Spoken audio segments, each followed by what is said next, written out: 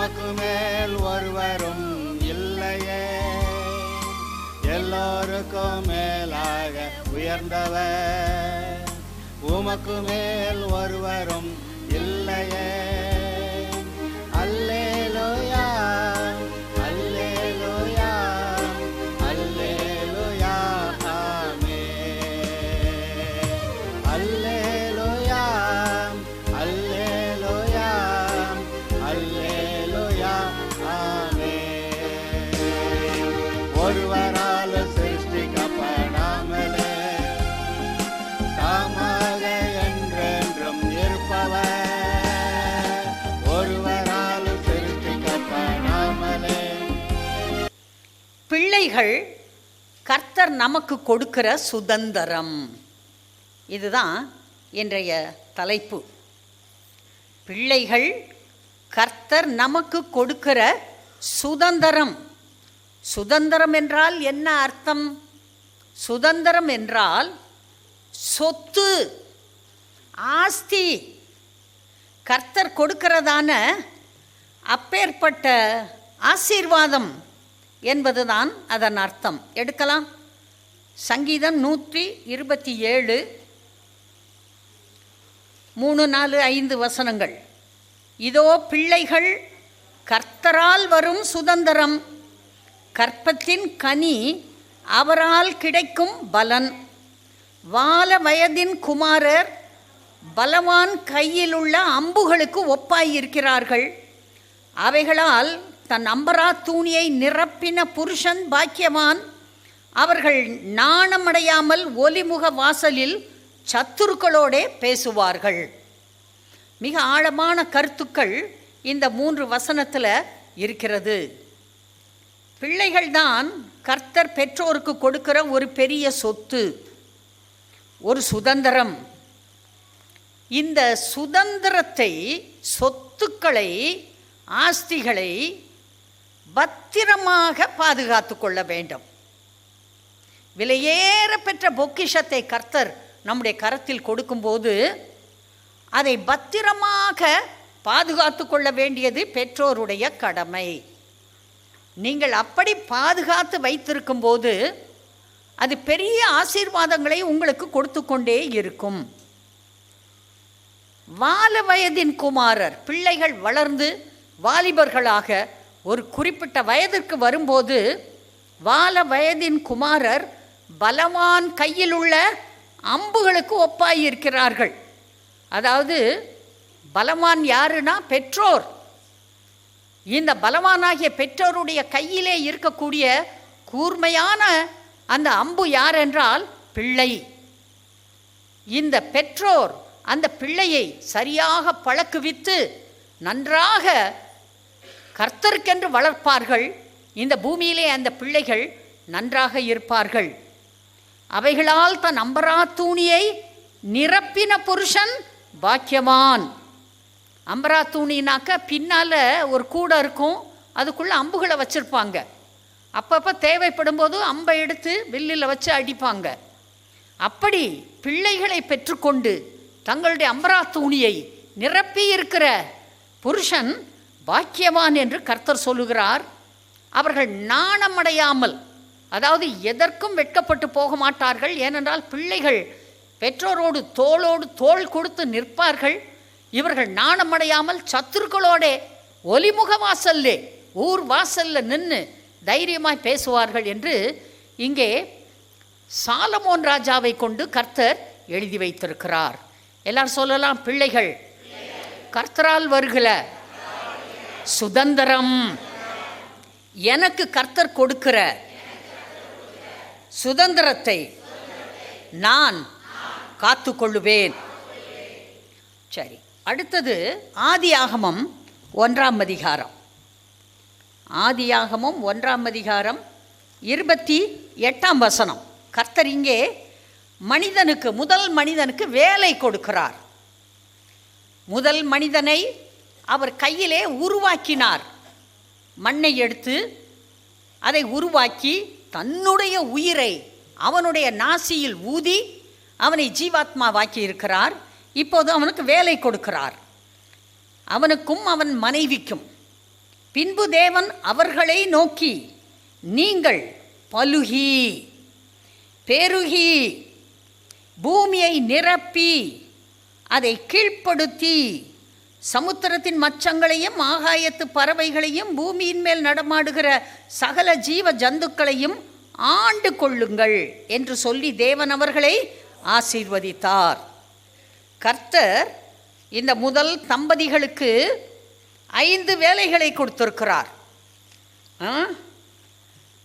5 வேலைகள். ஆங்கிலத்திலே அது சொல்லுகிறது ப்ராஸ்பர், முதல் வேலை. பலுகி என்றால் அர்த்தம் என்ன? ப்ராஸ்பர், எல்லாவற்றிலும் நீ ஐஸ்வர்யம் உள்ளவனாகி முன்னேறு, அதுதான் அதுக்கு அர்த்தம். பலுகு, ப்ராஸ்பர். அடுத்து பெருகு, ரீப்ரொடியூஸ், நீ பிள்ளைகளை பெற்றுக்கொள், அதுதான் பெருக்கம். பூமியை நிரப்பி, ஃபில் த எர்த், பூமி முழுவதும், ஃபில் தி எர்த், நிரப்பு. கீழ்ப்படுத்து, டேக் சார்ஜ், பூமிக்கு நீ தான் இன்சார்ஜ், நீ இந்த பூமியிலே take charge over the earth. அடுத்து ஆண்டு கொள்ளுங்கள். ஆண்டு கொள்ளுங்கள்னா பி ரெஸ்பான்சிபிள், இதற்கு நீதான் பொறுப்பு, உன்னுடைய கடமையை இந்த பூமிக்கு செய், இதை காத்துக்கொள், நடத்து. பூமி நன்றாக இருக்கட்டும். பூமி நன்றாக இருந்தால்தான் சாபம் இருக்காது, நீயும் உன்னுடைய மனைவியும் உன் பிள்ளைகளும் நன்றாக வாழ்வீர்கள்.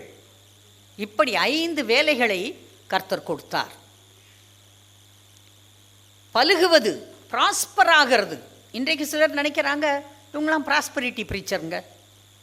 ஆண்டவரே முதல்ல எடுத்தோன்னா ப்ராஸ்பர்ன்னு தானே சொல்லியிருக்காரு, பலுகுன்னு தானே சொல்லியிருக்காரு. அர்த்தத்தை புரிஞ்சுக்காம சில நேரத்திலே மனிதர்கள் தவறாக பேசுகிறார்கள். கர்த்தர் சொல்கிறாரு, நீ யூ ப்ராஸ்பர், நீ நல்ல பலுகு, அடுத்து பெருகு. இந்த பிள்ளைகள், இந்த பெருக்கம் என்கிற வேலையை மனிதன் செய்யும்போது கிடைக்கிற பொக்கிஷங்கள்.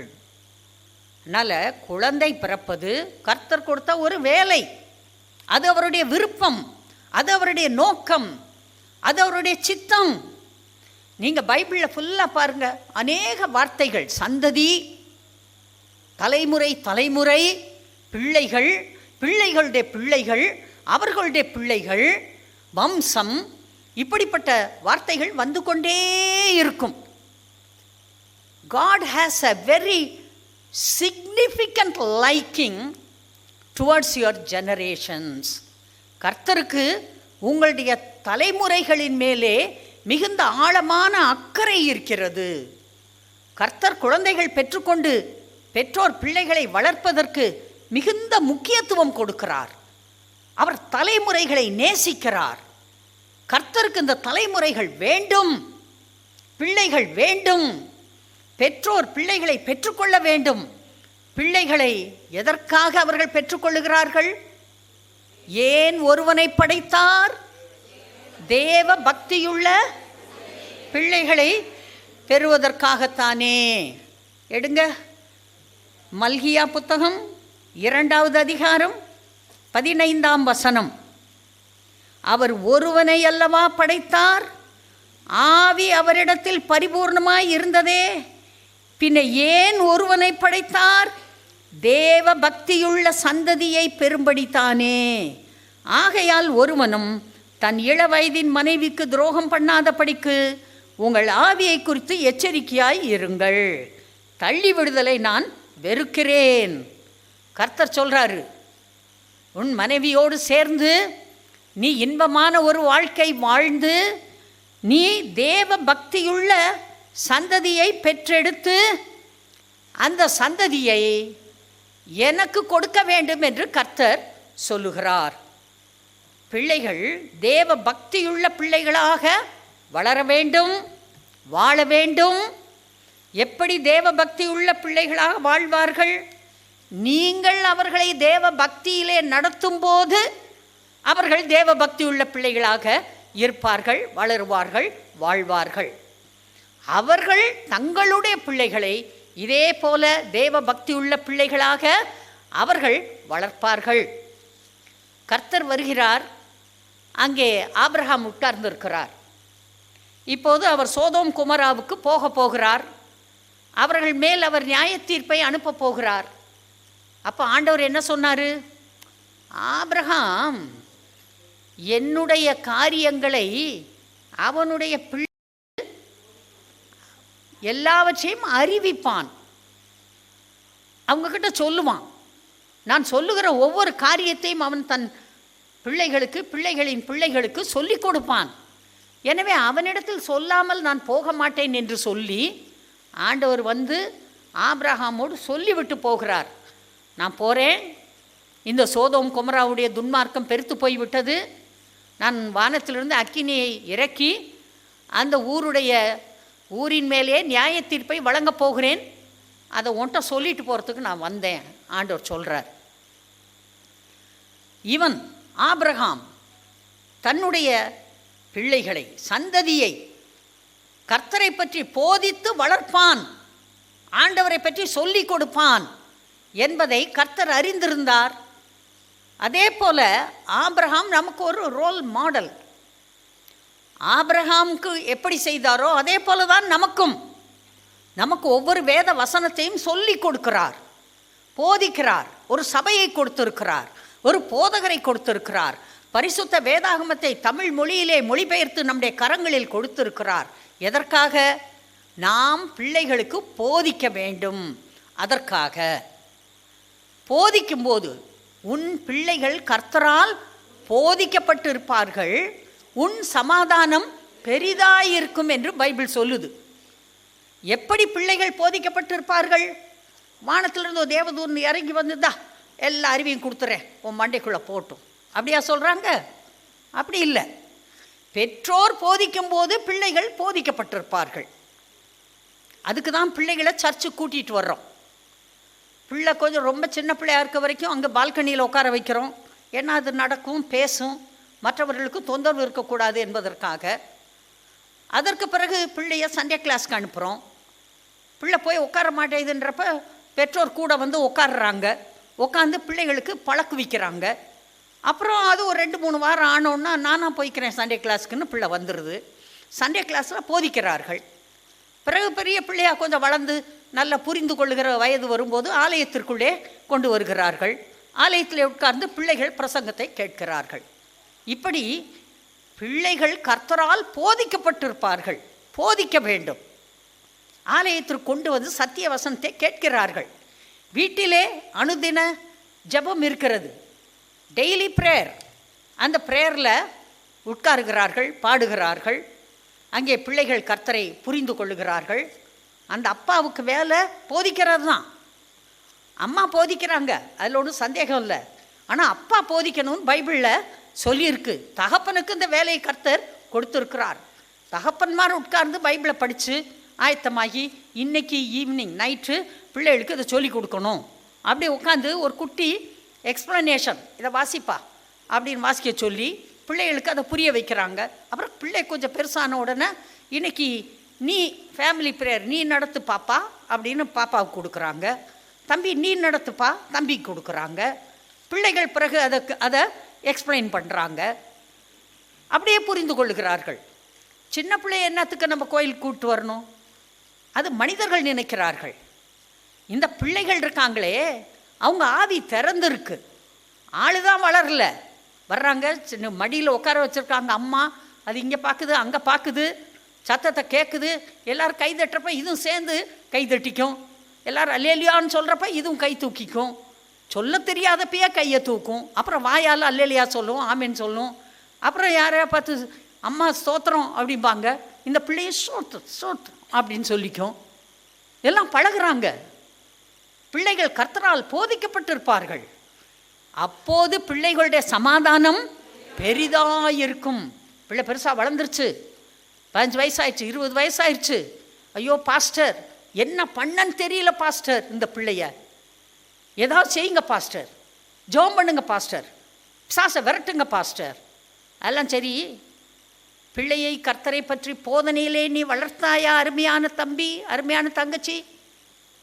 பிள்ளைகள் கர்த்தரால் போதிக்கப்பட்டிருப்பார்கள். நீங்கள் போதித்தீர்களா? வசனங்களை சொல்லிக் கொடுத்தீர்களா? பிள்ளைகளை ஏற்ற நேரத்திலே சர்ச்சுக்கு கொண்டு வந்து 8 மணி ஆராதனைனாக்க 7:45 போயிடலாம். போய் உட்காந்து அங்கே பைபிளை வாசிக்கலாம், அந்நிய பாஷை பேசலாம் கொஞ்சம் நேரம் அப்படி சொல்லி சீக்கிரமாக கூட்டிகிட்டு வந்து உட்காந்து பழக்கியிருந்தா பிள்ளை டைமாக இருக்கு முன்னாடி குடுக்குடுன்னு ஓடி வரும், வந்து உட்காரும். பிள்ளைகளுடைய சமாதானம் பெரிதாக இருக்கும். பிள்ளைகள்கிட்ட தேவையில்லாத பேசி பெற்றோரே பிள்ளைகளை கொம்பு சீவிட்ட மாதிரி என்னத்தையாவது வளர்த்து விட்டுறக்கூடாது. தாறுமாறாக வளர்த்துட்டு அப்புறம் பிள்ளை பெருசாக எந்திரிச்சு நின்று வளர்த்த கடா மாரில் பாஞ்சிருச்சுனாக்க ஏன் பாயாது? சரியாக வளர்க்க வேண்டும். பிள்ளைகள் விலையேற பெற்றவர்கள். கர்த்தர் சொல்கிறாரு, பிள்ளைகள் கர்த்தரால் வரும் சுதந்திரம், சொத்து, விலையேற பெற்றவர்கள், மதிப்பு மிக்கவர்கள். பிள்ளைகளை கர்த்தருக்கு பிரியமாய் அப்போது சின்ன பிள்ளையாக இருக்கிறப்ப வளர்க்குறப்ப அவர்கள் முதிர் வயதாகும் போது அதை விடாதிருப்பார்கள்னு பைபிள் சொல்லுது. விடவே மாட்டாங்க. எத்தனை வயசானாலும் பிள்ளைங்க கரெக்டாக இருப்பாங்க. கர்த்தருக்கு பிரியமானதை மட்டும் செய்வாங்க. அவங்களுக்கு விருப்பம் இல்லாட்டியும் கூட உட்காந்து அங்கே அழுவாங்க. அழுதுகிட்டே அடக்க சித்தத்தை செய்வாங்க. அவங்களுக்கு பிடிக்கலைன்றதுக்காக அழுவாங்க. கர்த்தர் சொன்ன மாதிரி நடக்கணுங்கிறதுக்காக அதைத்தான் செய்வாங்க. அதனால் விலையேற பெற்ற பொக்கிஷத்தை கர்த்தர் உங்களிடத்திலே கொடுக்கிறார். பெற்றோர் பிள்ளைகளுக்கு நேரம் செலவழிக்க வேண்டும். பெற்றோர்தான் பொறுப்பானவர்கள். இந்த பொறுப்புள்ள பெற்றோரை உருவாக்குவதே இந்த குழந்தை தான். குழந்தை பிறந்த உடனே அப்பா அம்மா எல்லாரும் உடனே மாறிடுவாங்க. ஐயோ, அப்பான்னு என்னை கூப்பிட்றதுக்கு ஒரு பிள்ளை பிறந்துருச்சு, இந்த பிள்ளைக்காக நான் வேலைக்கு போகணும், நான் சம்பாதிக்கணும், நான் சொத்து சேர்த்து வைக்கணும். பொறுப்புள்ள பெற்றோராக பெற்றோர் மாறுகிறார்கள். நல்ல கனவுகளும் ஆசைகளும் பெற்றோருக்கு வருகிறது. ஏனென்றால் பிள்ளை வந்து விட்டது. பிள்ளைக்காக செய்ய வேண்டும், என்ன செய்யலான்னு யோசிக்கிறாங்க, கனவு காண்கிறார்கள். பெற்றோர் வாழ்க்கையிலே முன்னேறுகிறார்கள். சமுதாயத்திலே மரியாதையையும் மதிப்பையும் சம்பாதிக்க வேண்டும் என்று கௌரவமாக நடக்கிறார்கள். விருப்பம் இருந்தாலும் இல்லாவிட்டாலும் முடியாது, நான் தப்பே செய்ய முடியாது, ஏன்னா என் பிள்ளை என்னை பார்த்துக்கிட்டு இருக்கு, என் பிள்ளை என்னை பற்றி தவறாக நினைக்கக்கூடாது, ஊரில் யார் என்னை தப்பாக நினச்சாலும் பரவாயில்ல, என் பிள்ளை என்னை பற்றி தவறாக நினைக்கக்கூடாது என்பதற்காக மிகவும் பொறுப்புள்ளவர்களாக பிள்ளைகள் தான் பெற்றோரை மாற்றுகிறார்கள். பெற்றோரை அன்புள்ளவர்களாக, கிருபையுள்ளவர்களாக, மன்னிக்கிறவர்களாக மாற்றுகிறவர்கள் இந்த குழந்தைகள். அல்லேலூயா. அன்பானவர்களே, கர்த்தர் பெரிய பொறுப்பை நமக்கு கொடுக்கிறார். பிள்ளைகளை பெற்று பிள்ளைகளை வளர்க்கிற பொறுப்பு பெற்றோருடைய பொறுப்பு. ரொம்ப முக்கியமாக எனக்கு வேலை இருக்குது, அந்த வேலை இந்த வேலை இருக்குது, பாட்டியம்மா பார்த்துக்கட்டும், பிள்ளைகளை தாத்தா வளர்க்கட்டும், பாட்டி வளர்க்கட்டும், அதுக்கா பிள்ளையை கொடுத்தாரு? கர்த்தர் உங்களுக்கு கொடுத்திருக்கிறார். நீங்கள் பிள்ளைகளை வளர்க்க வேண்டும். உங்களைப் போல பிள்ளைகளை வளர்ப்பதற்கு யாராலும் முடியாது.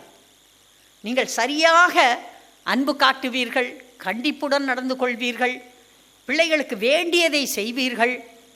பிள்ளைகளை யாரிடமோ சரி பரவாயில்ல ஒரு வேலைக்காரியை போடு பார்த்துக்கலாம், நோ நோ நோ, இந்த மாதிரி செய்யவே கூடாது. உங்களுக்கு ஏற்கனவே சர்ச்சில் ஒரு கதை சொல்லியிருக்கேன்.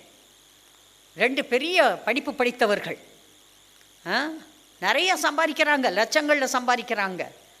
அவங்களுக்கு ஒரு பாப்பா பிறந்திருக்கு. ஏதோ 1 மாதம் 2 மாதம் வளர்த்துட்டு ஒரு மெய்டை போடுறாங்க பிள்ளையை வளர்க்குறதுக்கு. இவங்க 2 பேரும் வேலைக்கு போகிறாங்க.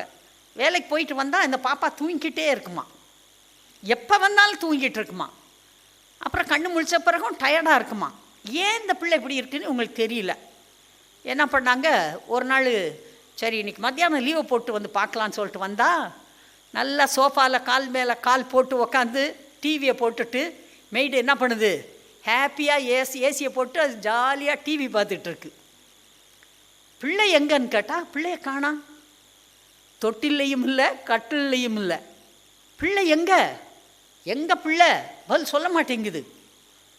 பிடிச்சி இழுத்து பிள்ளை எங்கே போலீஸ்க்கு சொல்லவா? உடனே அது ஒரு ரகசியமாக ஒரு ஃபோன் வச்சுருக்கு, அது அடிக்குது, பிள்ளையை கொண்டு வா. பிள்ளை என்ன தெரியுமா செஞ்சுட்டு இருந்துச்சு? தெருவில் பிச்சை எடுத்துக்கிட்டு இருக்கு. பிச்சை எடுக்கிறவங்களுக்கு வாடகை கொடுத்துருக்குது பிள்ளைய இந்த மெய்டு. இவங்க லட்சங்களும் கோடிகளையும் சம்பாரித்து கொண்டு வந்து வீட்டில் கூச்சி வைக்கிறாங்க பிள்ளைக்காக. பிள்ளை என்ன செய்யுது? பிச்சை எடுத்துக்கிட்டு இருக்கு. Be careful. பிள்ளைகளை நாமே பார்க்க வேண்டும். சில வருஷங்களுக்கு அம்மா வேலைக்கு போகாமல் இருந்தால் என்ன குறை? அப்பா தான் வேலைக்கு போகிறாருல, சம்பாரிச்சிட்டு வர்றாருல, சிக்கனமாக குடும்பத்தை நடத்த வேண்டியது தானே. எதுக்கு பிள்ளையை இன்னொரு ஆளை விட்டு வளர்க்க வைக்கணும்? பிள்ளைகளை நாம் தான் வளர்க்க வேண்டும். அதுதான் உங்கள் பாஸ்டர் சொல்லுவாங்க பாருங்கள், பேர் வைக்கிறதுக்கு யாரும் ஞானத்தாய் கூட்டிகிட்டு வரக்கூடாது. எப்பையும் பெற்றோர் தான் வரணும், பொறுப்பெடுத்துக்கணும். பிள்ளைகளை வளர்ப்பது பெற்றோருடைய கடமை. இந்த கடமையை அடுத்தவங்க தலையில் வைக்கவே கூடாது. மற்ற யாருக்கும் உங்கள் குழந்தைகள் மேல் அவ்வளவு பொறுப்பு வராது. அதனால் எங்கள் அப்பா அம்மா பார்த்துக்குவாங்க. உண்மை, உங்களை வளர்த்தவங்க அவங்க கொஞ்சம் கவனிப்பாங்க. ஆனால் அவங்களுக்கே வயசாயிருச்சே, டயர்டாக இருப்பாங்களே. பிள்ளையை கவனிக்கணுங்கிறதுனால பெற்றோரை சீக்கிரத்தில் இழந்துடக்கூடாது. அவங்களுக்கு பார்க்க முடியாத, தாங்க முடியாத சுமையை அவங்க தலையில் தூக்கி வச்சு அவங்க காலத்துக்கு முன்னால் போயிடக்கூடாது. அதனால் பெற்றோர் கவனித்து கொள்ளுங்கள். சில வருஷம் அம்மா வீட்டில் இருக்கட்டும், பிள்ளைகளை வளர்க்கட்டும். பிள்ளைங்க நல்லா ஸ்கூலுக்கு போய் வாயை திறந்து அம்மா எனக்கு பசிக்குது அப்படின்னு சொல்லணும். எனக்கு இந்த சாப்பாடு கொடு, எனக்கு இந்த ட்ரெஸ்ஸு கொடு அப்படி கேட்கணும். அப்படி எக்ஸ்ப்ரெஸ் பண்ணுற வயது வரைக்கும் பெற்றோருடைய பொறுப்பு. கர்த்தர் ஒரு நல்ல பலவான் கையில் உள்ள அம்புகளாக உங்கள் பிள்ளைகளை கொடுத்திருக்கிறார். அம்புகளை சரியாக பெற்றோர் உபயோகப்படுத்த வேண்டும். நீங்கள் பலவான்களாக இருக்க வேண்டும். பெற்றோர் பலவானாக இல்லாவிட்டால் அம்பு இருந்தும் பிரயோஜனம் இல்லை, அம்பராத்தூணி நிறைந்து இருந்தும் பிரயோஜனம் இல்லை. பெற்றோர் பலவான்களாக இருக்க வேண்டும். பாருங்க, சங்கீதம் 112 1 முதல் 3 வசனங்களை வாசிக்கும்போது இங்கே சொல்லப்பட்டிருக்கிறது, அல்லேலூயா, கர்த்தருக்கு பயந்து அவருடைய கட்டளைகளில் மிகவும் பிரியமாய் இருக்கிற மனுஷன் பாக்கியவான், அவன் சந்ததி பூமியில் பலத்திற்கும், செம்மையானவர்களின் வம்சம் ஆசீர்வதிக்கப்படும். கர்த்தர் சொல்றாரு, கர்த்தருக்கு பயந்து, அதாவது பயபக்தியாய் இருந்து அவருடைய கட்டளைகளில் சும்மா பிரியம் இல்லை, மிகவும் பிரியமாய் வேத வசனங்களை வாசித்து அதை புரிந்து கொண்டு அதை விசுவாசித்து, விசுவாசிக்க ஏதுவில்லாதிருந்த போதும் அதை விசுவாசித்து அந்த வசனங்களை பலவந்தம் பண்ணி விசுவாசத்தை கொண்டு வந்து அதை விசுவாசித்து வாயால் பேசி அறிக்கை செய்து அப்படியாக பிரியமாயிருக்கிற மனுஷன் ஆசீர்வதிக்கப்பட்டவன். பாக்கியவான் என்றால் ஆசீர்வதிக்கப்பட்டவன். கர்த்தர் மேல் பயபக்தியாயிருந்து அவருடைய கட்டளைகளில் மிகவும் பிரியமாயிருக்கிற மனுஷன் பாக்கியவான், ஆசீர்வதிக்கப்பட்டவன். அவன் சந்ததி பூமியில் பலத்திருக்கும். அவனுக்கு பிள்ளைகள் இருப்பார்கள், பேரப்பிள்ளைகள் இருப்பார்கள், அவனுக்கு கொள்ளு பேர பிள்ளைகள் இருப்பார்கள், அவனுக்கு பூட்டிகள் இருப்பார்கள். 5 தலைமுறையை பார்க்கலாம். சில நேரம் நம்ம சில கம்யூனிகேஷனில் பார்க்குறோம், 5 தலைமுறை வரிசையாக போட்டிருக்காங்க. பார்க்குறப்ப ரொம்ப பரவசமாக இருக்குது. கர்த்தர் தான் அப்படி ஆசீர்வதிக்கிறவர். சந்ததி பூமியில் பலத்திருக்கும். they will be strong. கர்த்தர் கொடுப்பார். பயபக்தியாக இருக்கிறீர்களா? பிள்ளை இல்லைன்னு உட்காந்து கவலைப்பட்டு பிரயோஜனம் இல்லை.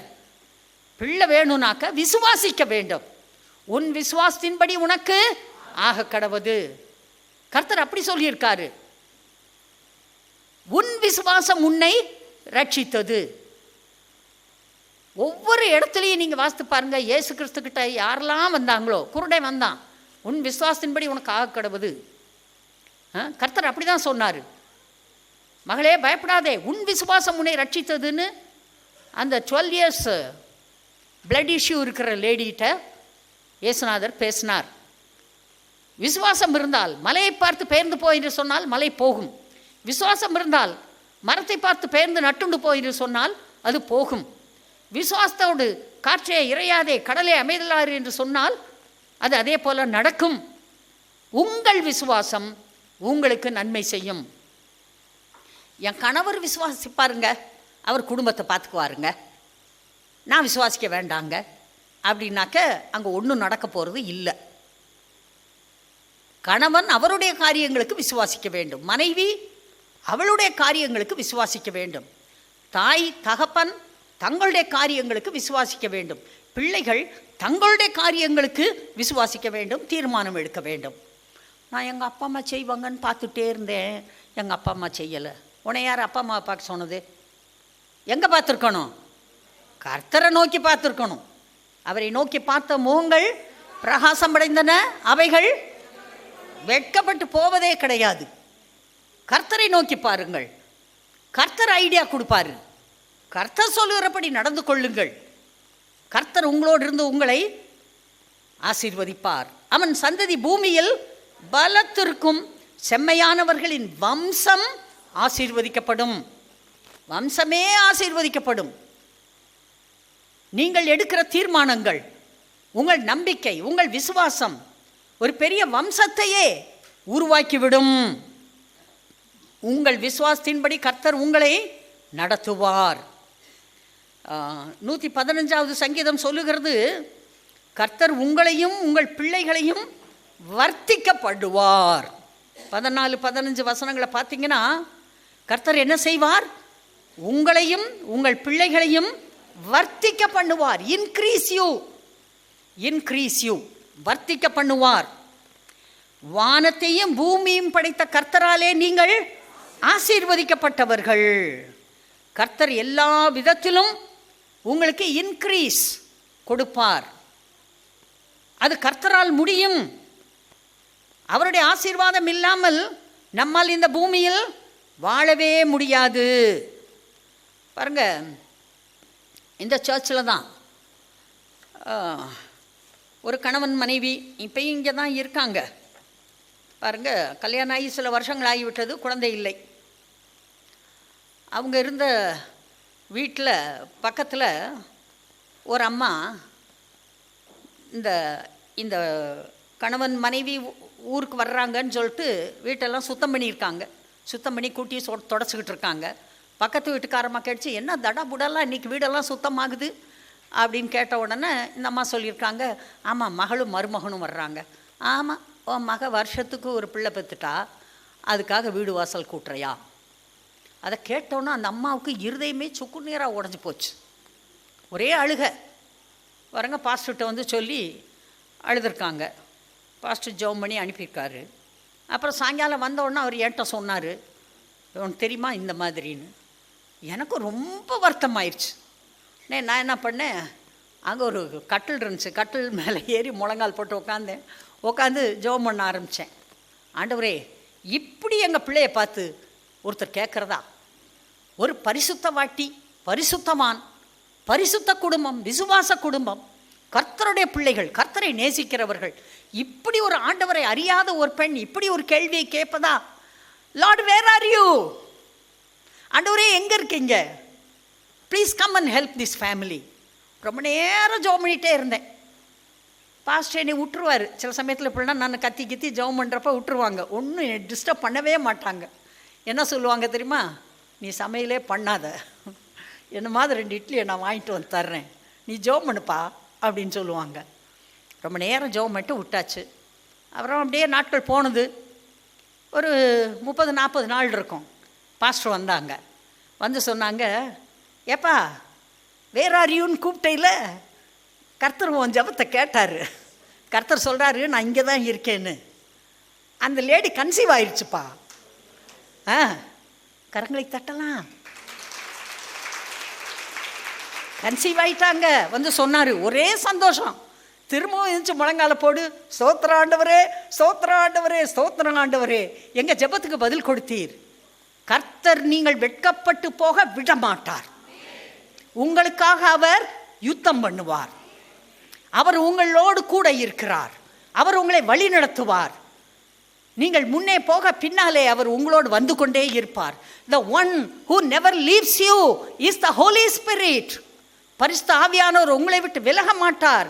He is called the divine paraclete, the one who is always along your side. நீங்க ஏதாவது சொல்ல மாட்டீங்களா? அதை நிறைவேற்றலாம் என்று உங்களுக்குள்ளே இருக்கிறார், உங்கள் அருகில் இருக்கிறார், உங்களுக்கு முன்னே இருக்கிறார், உங்கள் கரத்தை பற்றி பிடித்து கொண்டு உங்களை வழி நடத்துகிறவர். பரிசுத்த ஆவி வரும்போது நீங்கள் பலன் அடைவீர்கள். பைபிள் அப்படிதான் சொல்லுது. நீங்கள் சாட்சிகளாய் இருப்பீர்கள். நீங்கள் உலகமெங்கும் புறப்பட்டு போவீர்கள். நீங்கள் பெரிய காரியங்களை செய்வீர்கள். கர்த்தர் சொல்லியிருக்காரு. உங்களுக்கு உதவி செய்கிற பரிசுத்த ஆவியானவர் உங்களோடு இருக்கும்போது நீங்கள் கலங்க வேண்டிய அவசியம் இல்லை. கர்த்தர் உங்கள் விண்ணப்பங்களுக்கு செவி சாய்ப்பார். கர்த்தர் பிள்ளைகளை கொடுப்பார். பிள்ளைகளை வளர்க்க பலன் கொடுப்பார்.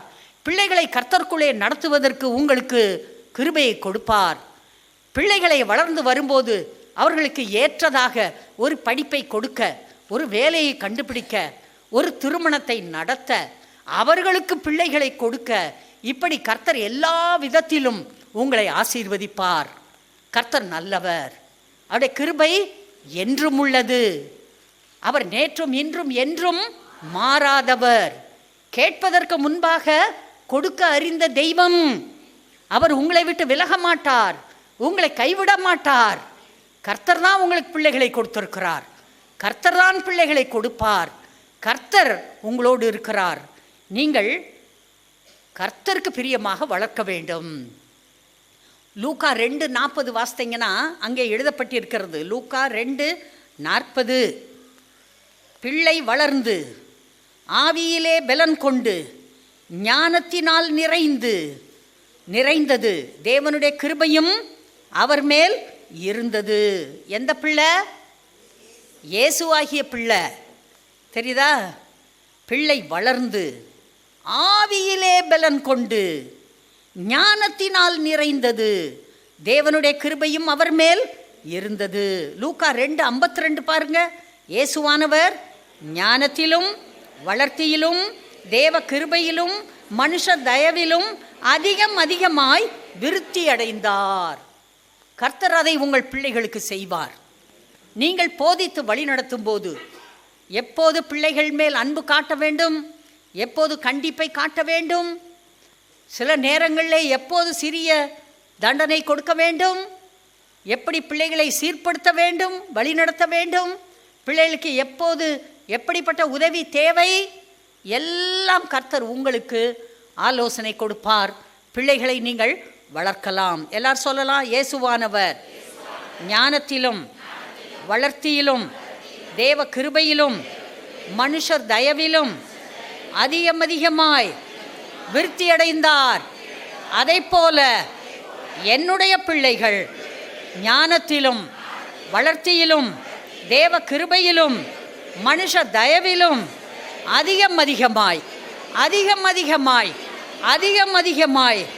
விருத்தியடைவார்கள். கர்த்தர் அதுக்கு தான் பிள்ளைகளை நமக்கு கொடுத்திருக்கிறார். பிள்ளைகள் கர்த்தரை பற்றி அறிகின்ற அறிவிலே வளர்ந்து அவர்கள் உங்களுக்கும் கர்த்தருக்கும் பெரிய ஆசீர்வாதங்களை கொடுப்பார்கள். இயேசுநாதர் அங்கே உட்காந்து பிரசங்கம் பண்ணிட்டு இருக்காரு. சிறு பிள்ளைகளை அழைத்து கொண்டு வந்தார்கள். இவர் தன்னுடைய கரங்களை அவர்கள் மேல் வைக்க வேண்டும் என்று தாய்மார்கள் விரும்பினார்கள். அருகில் இருந்த சீஷர்கள் அவர்களை அதட்டினார்கள். எவ்வளோ பிஸியாக இயேசு வேலை பார்த்துட்டு இருக்காரு. இதான் உன் பிள்ளையை தூக்கிட்டு வந்து காட்டுற நேரமா? தள்ளிப்போ, அங்கிட்டு போ. ஆனால் அந்த அம்மாமார்கள் தெரியுமா உங்களுக்கு, ஒரு நாள் அப்படிலாம் சொன்னால் கேட்கவே மாட்டாங்க. நீ யாரா? என் பிள்ளைய ஆண்டவர்கிட்ட நான் தூக்கிட்டு வந்தாக்க பக்கத்தில் போகாதங்கிற முடியாது. முண்டி அடிச்சுட்டு போயிடுவாங்க. போய் நீட்டுவாங்க. ஆண்டவரே என் பிள்ளையை ஆசீர்வதிங்க. இப்போதும் என் பிள்ளையை ஆசீர்வதியும் என்று நீங்கள் கேட்கும்போது அதரிசனமான கர்த்தர் இறங்கி வருவார். உங்கள் பிள்ளைகள் மேல் தன்னுடைய கரத்தை வைப்பார். அவர் ஆசீர்வதிப்பார். எதிர்பாருங்க. ஆண்டவரே என் பிள்ளையை ஆசீர்வதிங்க. பிள்ளையை தூக்கி தலையை காட்டுங்க, ஆசீர்வதிங்க ஆண்டவரே. என் பிள்ளை உங்கள் பிள்ளை ஆண்டவரே தெரியுமா? அவருடைய பிள்ளைகளை உங்களுக்கு குழந்தைகளாக கொடுக்கிறார். எதற்காக கொடுக்கிறார்? அவருடைய வழியிலே வழி நடத்துவதற்கு. வழி நடத்தி கர்த்தருக்கு பிரியமாய் வளர்த்து அவருக்கு அவருடைய காரியங்களுக்கு நீங்கள் பிள்ளைகளை ஒப்பு கொடுக்க வேண்டும். என் பிள்ளை வளர்ந்து வந்து கர்த்தருக்கு பிரியமாக வாழும். என் பிள்ளை சாட்சியாக இருக்கும். என் பிள்ளை என்ன வேலை செஞ்சாலும் தொடர்ந்து ஊழியத்தையும் செய்யும். ஆத்மாக்கள் ஆதாயம் பண்ணும். என் பிள்ளை உதவி செய்யும் மற்றவங்களுக்கு. என் பிள்ளை கர்த்தருடைய பிள்ளை. கர்த்தர் அவர் பிள்ளையை என் வீட்டில் பிறக்க வச்சுருக்கார். அதனால் என் பிள்ளைகளை நான் நல்லா வளர்ப்பேன் தீர்மானிக்க வேண்டும். சொல்லுங்க, கேளுங்க, கர்த்தாவே நீங்கள் என்னை நம்பலாம், எனக்கு பிள்ளைகளை கொடுங்க, உங்கள் வழியில் நடத்துவேன். நான் என்னை மாற்றிக்கிட்டேன், நான் மாறிக்கிட்டே இருக்கேன், நான் யோக்கியமாகிக்கிட்டே இருக்கேன், நான் பைபிளை படிப்பேன், புரிஞ்சுக்குவேன், எல்லாத்துலேயும் கர்த்தருக்கு பிரியமாக வாழ்வேன், நான் தவறே செய்ய மாட்டேன். உங்கள் பிள்ளைகளை என்கிட்ட கொடுத்துருக்கீங்க, நான் கைவிட மாட்டேன். என் பிள்ளைய உங்கள் பிள்ளை அது, நான் உங்களுக்கு கணக்கு கொடுக்கணும். கர்த்தர் கணக்கு கேட்பார். ஒருத்தனுக்கு திராட்சை தோட்டத்தை கொடுத்து அவன் நினச்சிக்கிட்டான் அது அப்படியே தனக்கு ஃப்ரீன்னு நினச்சிக்கிட்டான். போய் திராட்சை பழ காலத்தில் ஆள் அனுப்பி என் பங்கை கொடுறா அப்படின்னு கேட்டாக்க போனவனை அடிச்சு போட்டானுங்க. எஜமா என்ன பண்ணார்? வந்தார். வந்து இவங்களை கையை காலை கட்டி அடித்து இவங்களுக்கு என்ன செய்யணுமோ அதை செஞ்சிட்டார். திராட்சை தோட்டத்தை கொடுத்தா பழத்தை கொடுக்கணும், எஜமானுக்கு கொடுக்கணும். பிள்ளைய கொடுத்தா எஜமான் யார் கொடுத்தாரோ பிள்ளைய அவர் கணக்கு கொடுக்கணும். அவர் வருவார். பிள்ளை கொடுத்தனில் என்ன செஞ்சார்? என் பிள்ளைய உனக்கு கொடுத்தனில்ல, உன் வீட்டில் குழந்தையா பிறந்துச்சுல, என்ன பண்ண? எனக்காக வளர்த்தியா? என் வழியில் வளர்த்தியா? பிள்ளை என் பேரை சொல்லுதா? பிள்ளை கோயில் கூட்டு போனியா? பிள்ளை வீட்டில் பைபிள் படிக்க வச்சியா? கேட்க மாட்டேன்னுச்சு ஆண்டவரே. கேட்க மாட்டேன்னு சொல்லுதா? உன் கையில் ஒரு பெரம்பு இல்லையா? பிள்ளையுடைய நெஞ்சிலே மதியினம் ஒட்டி இருக்கும், தண்டனையின் பிரம்பு அதை அகற்றும். அதுக்கு தான் அந்த திருண்டு குச்சி கொடுத்துருக்காரு. நீங்கள் சிங்கப்பூருக்கு போனீங்கன்னா ஒவ்வொரு கடையிலையும் இந்த பெரம்பு விற்பான். பெரம்பு விற்கிறாங்க. அமெரிக்காவில் பெரம்பே விற்க மாட்டான். அமெரிக்காவில் திட்டினா கூட போச்சு, உங்களை பிடிச்சி கொண்டே உள்ளே வச்சுருவான். யூரோப்பில் ஏதோ ஒரு தேசத்தில் ஒரு அம்மா கையில் சாப்பாடு வாயில் வச்சிருச்சு. அப்பா அம்மா 2 பேரையும் பிடிச்சி கொண்டே உள்ளே போட்டானுங்க ஜெயிலில். பிள்ளைய தூக்கி குழந்தைகள் காப்பகத்தில் விட்டான். எதுக்கு? கையில் ஊட்டினதுக்கு. தெரியுதா? இவ்வளோ நூதனமான சட்டங்கள்லாம் இருக்குது. ஆனால் பைபிள் சட்டத்தை பாருங்கள். அந்த ஊரில் போய் அப்படி குடியிருந்து சம்பாரித்து பிள்ளை வளர்க்கணும்னு அவசியம் என்ன? உடையாற வேண்டியதுதானே இந்தியாவுக்கு. கர்த்தருடைய பிள்ளைகள், உங்கள் பிள்ளைகளை நன்றாக வளர்த்து கொள்ளுங்கள். கர்த்தருக்கு சாட்சியாக உங்கள் பிள்ளைகள் வாழட்டும். Okay, God bless you.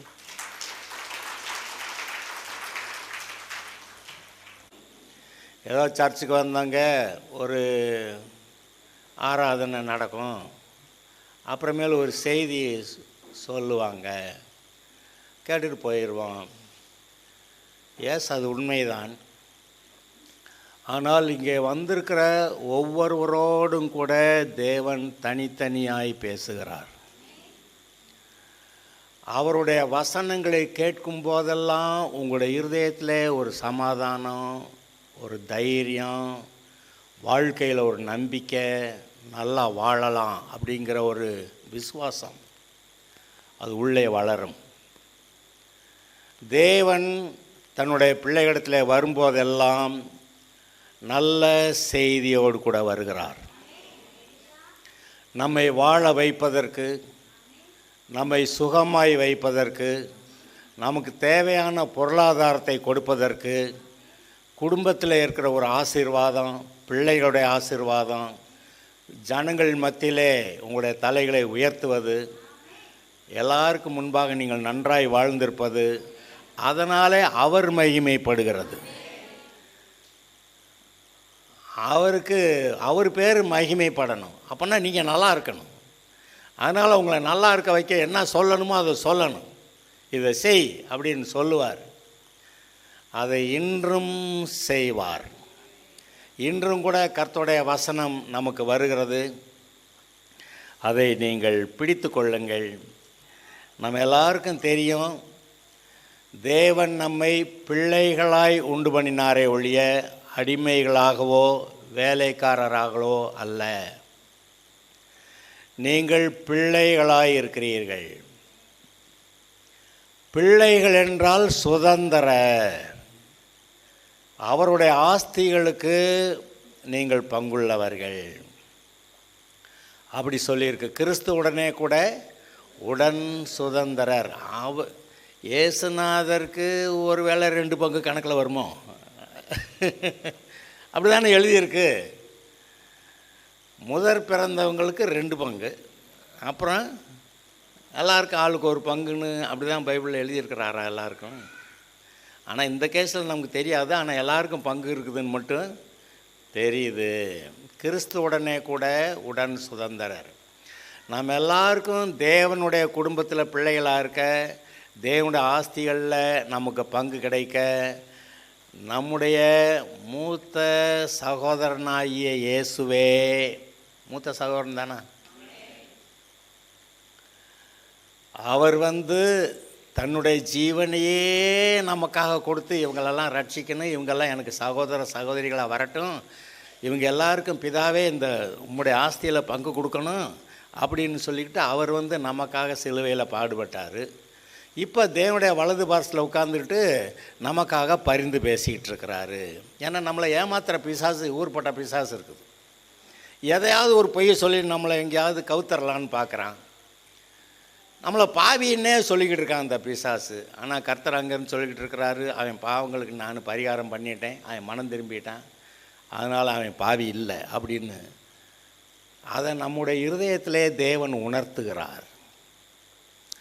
இந்த சரியான போதனைகளை நாம் பெற்றுக்கொண்டால் நாம் வருங்காலங்களில் நன்றாக பிழைக்கலாம். தேவன் எல்லா காரியங்களையும் நமக்காக உடனே செஞ்சு கொடுக்கறதில்ல. வீட்டில் சிறு பிள்ளைகளாக இருக்கிற வரைக்கும் பிள்ளைகளுக்காக குளிப்பாட்ட, பல்லு விளக்கி விடுறது முதல் கொண்டு குளிப்பாட்ட, நல்ல ட்ரெஸ்ஸை போட்டு விட, சாப்பாடு ஊட்டி விட எல்லாம் தான் செய்கிறாங்க. ஆனால் பிள்ளைகள் வளரும்போது அவங்களா போய் குளித்து ரெடியாகி வரணும், அப்புறம் அவங்களா தான் சாப்பிடணும். ஊட்டி விடலாம் மாட்டாங்க. 15 வயசு எறும்பு மாட்டுக்கு ஊட்டி விட்டுக்கிட்டு இருந்தா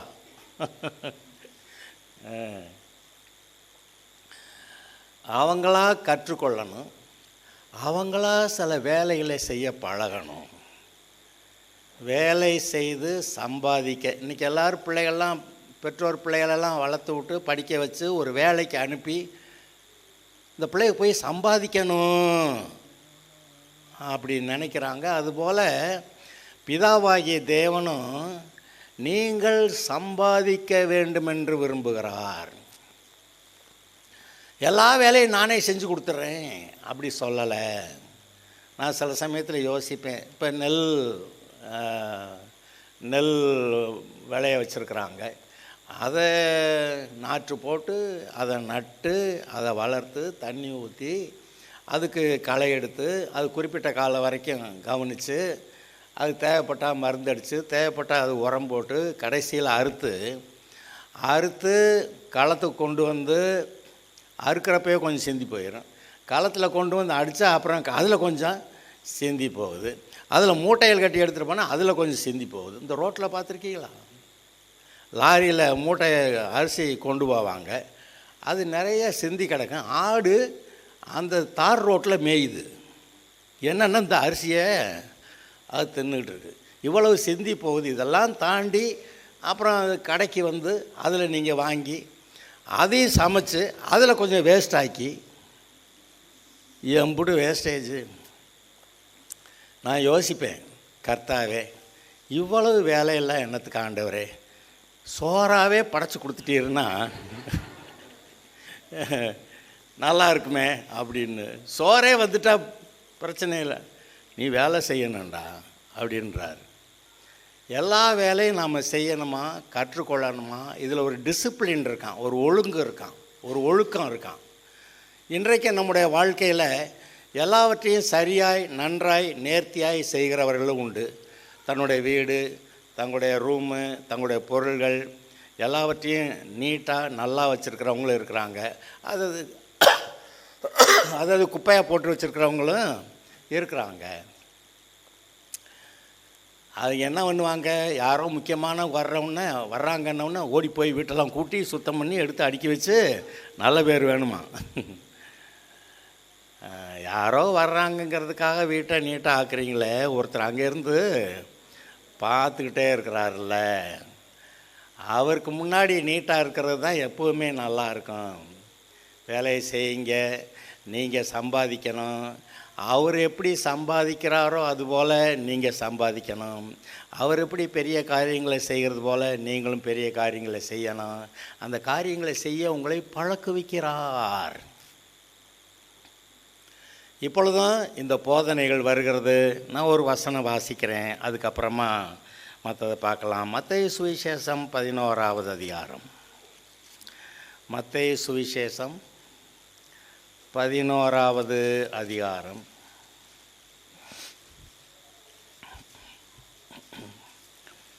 பதினொன்றும் 12. மத்தேயு சுவிசேஷம் 11வது அதிகாரம் 11ம் 12. ஸ்திரீகளிடத்திலே பிறந்தவர்களில் யோவான் ஸ்நானனை பார்க்கலும் பெரியவன் ஒருவனும் எழும்பினதில்லை. ஆகிலும் பரலோக ராஜ்யத்தில் சிறியவனாயிருக்கிறவன் அவனிலும் பெரியவனாயிருக்கிறான் என்று உங்களுக்கு மெய்யாகவே உங்களுக்கு சொல்லுகிறேன். இந்த வசனத்தை ஏற்கனவே ஒரு தடவை பார்த்துருக்குறோம். யோவான் ஸ்நானன் பழைய ஏற்பாட்டுக்கார ஆள். அவர் சொல்கிறார், பழைய ஏற்பாட்டு காலத்தில் நமக்கு தெரியும், மோசே, எலியா, எலிசா இவங்களாம் பெரிய காரியங்களை செஞ்சவங்கன்னு நமக்கு தெரியும். ஆனால் இவர் என்ன பண்ணுறாரு, இந்த யோவான் ஸ்நானன் ஒரு அற்புதம் கூட செய்யலை. வனாந்தரத்தில் போயின்னு மனம் திரும்புங்கள் பரலோக ராஜ்யம் சமீபமாக இருக்குதுன்னு பிரசங்கம் பண்ணான். இவனை போய் இப்படி சொல்லிவிட்டாரு.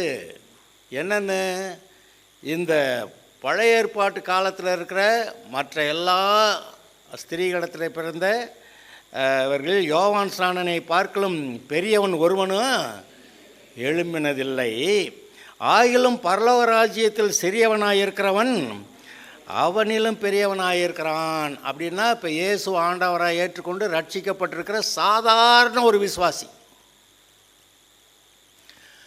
யோவான் ஸ்நானன் பழைய ஏற்பாட்டுக்காரன். இந்த இயேசுவை ஏற்றுக்கொண்டிருக்கிற நீங்கள் புதிய ஏற்பாட்டு ஆள். இடையில் என்ன வித்தியாசம்? இயேசு கிறிஸ்து வந்து சிலுவையில் தன்னுடைய ஜீவனை கொடுக்க வரைக்கும் மனுஷனுடைய பாவங்களுக்கு பரிகாரம் செய்யப்படவில்லை. அதனால் பழைய ஏற்பாட்டு விசுவாசிகள் எல்லாரும் அந்த இயேசுவை மேசியாவை ஆண்டவராக ஏற்றுக்கொண்டிருந்தாலும் கூட அவர்களுடைய பாவங்களுக்கு பரிகாரம் செய்யப்படாதிருந்தபடியாலே மீட்பு பூரணமாகவில்லை.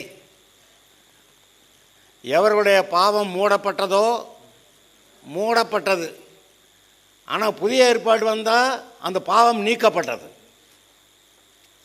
பழைய ஏற்பாட்டு காலத்தில் அந்த சங்கீதம் இது சங்கீதம் 32, 33. சங்கீதம் 32. எவனுடைய மீறுதல் மன்னிக்கப்பட்டதோ, எவனுடைய பாவம் மூடப்பட்டதோ அவன் பாக்கியவான். இது பழைய ஏற்பாட்டில் இருக்கிற வசனம். எவனுடைய மீறுதல் மன்னிக்கப்பட்டதோ, எவனுடைய பாவம் மூடப்பட்டதோ. அது பழைய ஏற்பாட்டு காலத்தில் பாவம் மூடப்பட்டது. அதுக்கு பரிகாரம் செய்யப்படலை. அந்த பாவம் நீக்கப்படலை. இயேசுவின் ரத்தத்தால் கழுவப்படலை. ஆனால் இவங்க இயேசுவை ஏற்றுக்கிட்டதுனால இவங்க ரட்சிப்புக்கு பாத்திரவான்கள் அப்படின்னு சொல்லி இவங்களுக்கு நியாய தீர்ப்பு கிடையாது, தண்டனை கிடையாது, இவங்க ரட்சிக்கப்பட்டவர்கள் தான். ஆனால் இயேசு சிலுவைக்கு போய் சிலுவையிலே பரிகாரம் பண்ண வேண்டும். அதனால தான் பிசாசை தடுக்க எவ்வளவோ முயற்சி பண்ணுறான். அதை தடுத்துட்டா எல்லாரையும் நரகத்துக்கு அனுப்பிடலாம்.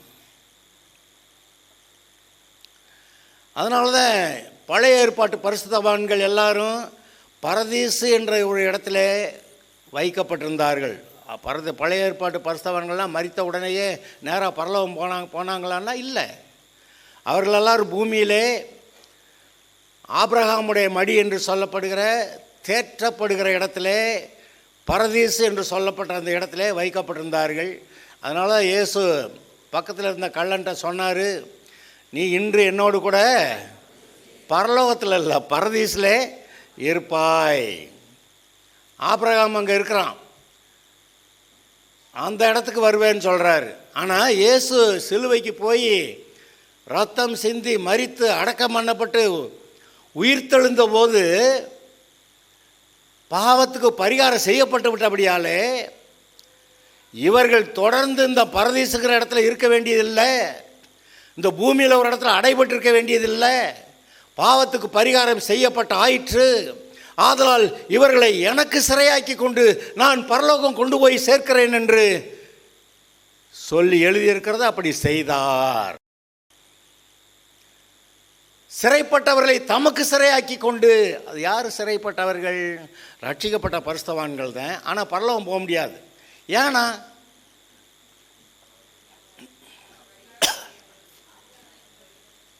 நான் சொல்கிறேன் என்னன்னு.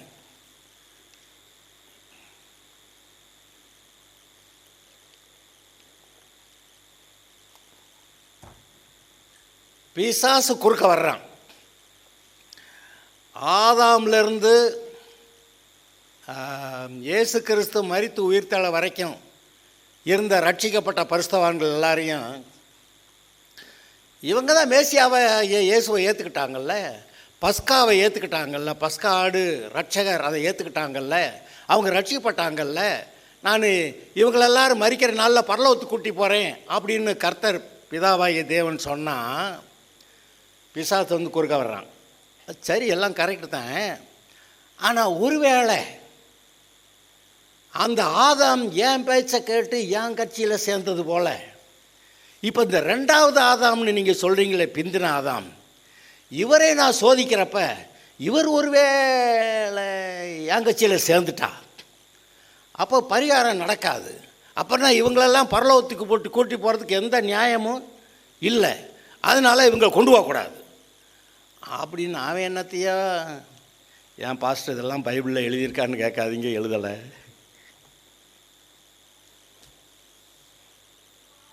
அப்புறம் எப்படி பாஸ்டர் சொல்கிறீங்க? அங்கே போகாமல் இருக்கிறதுக்கு என்ன காரணம்? கிறிஸ்துவுக்குள் மரித்த பழைய ஏற்பாட்டு பரிசுத்தவான்களை பரலோகம் கொண்டு போக முடியாதபடி பிதாவாகிய தேவனை தடுக்கப்பட்டிருந்தார். காரணம் என்ன? அவர் சத்தியத்தில் நடக்கிறவர். அவர் ஒரு வார்த்தையை முன்ன பின்ன பேச மாட்டார். பாவத்துக்கு பரிகாரம் செஞ்சிருவேன்னு சொன்னால் இவன் கேட்குற முடிக்கட்டும். இயேசுவை ஏதாவது ஒரு விதத்தில் நான் ஏதாவது மாட்டி விட்டேன்னா, ஏதாவது ஒரு அவர்கிட்ட ஒரு குற்றம் செய்ய உண்டாக்கி விட்டேன்னா, அதனால தான் அவரை ஏதாவது ஒரு விதத்தில் பாவம் செய்ய வைக்க பிசாசு எவ்வளோ முயற்சி பண்ணான். எங்கே வர்றான்? அவர் சொல்கிறதெல்லாம் கேட்டுக்கிட்டு இருக்கா, நீயே கல் அப்பமாக்கி சாப்பிடு. ஏன்னா அங்கேருந்து குதிச்சா தூதர்கள் தூக்கிட்டு போவாங்கன்னு போட்டு குதிச்சா காலையெல்லாம் ஒடிஞ்சு போயிருக்கான் அவருக்கு. நீங்கள் என்ன நினைக்கிறீங்க? இயேசு குதிச்சிருக்கிறாருன்னு வச்சுக்கிடுவான். குதிச்சிருந்தா அன்னைக்கு ஆஸ்பத்திரி தூக்கிட்டு போகிறது கூட ஆஸ்பத்திரி இல்லை. அது தப்பு. கர்த்தர் குதிக்கவா சொன்னார்? சொல்ல மாட்டார், சொல்லலை.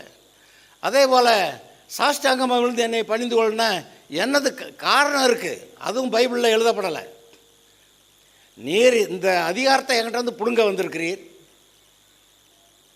இந்த பூமியின் மேலே இருக்கிற ஆளுகையை இந்த ரட்சிக்கப்பட்டவர்கள்லாம் பரலோகம் கொண்டு போகிறதுக்கு, பாவத்தை மன்னிக்கிறதுக்கு, ஏன்ட்ட இருக்க அதிகாரத்தை பிடுங்கிறதுக்கு நீர் வருகிறீர். இந்த பூமியின் மேலே இருக்க அதிகாரமெல்லாம் இப்போ எனக்கு தான். நான் விரும்பினா யாருக்கு வேணாலும் கொடுக்கலாம்.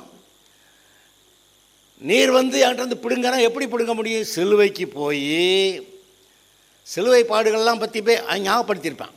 பூரா இவ்வளவு பாடுபட்டு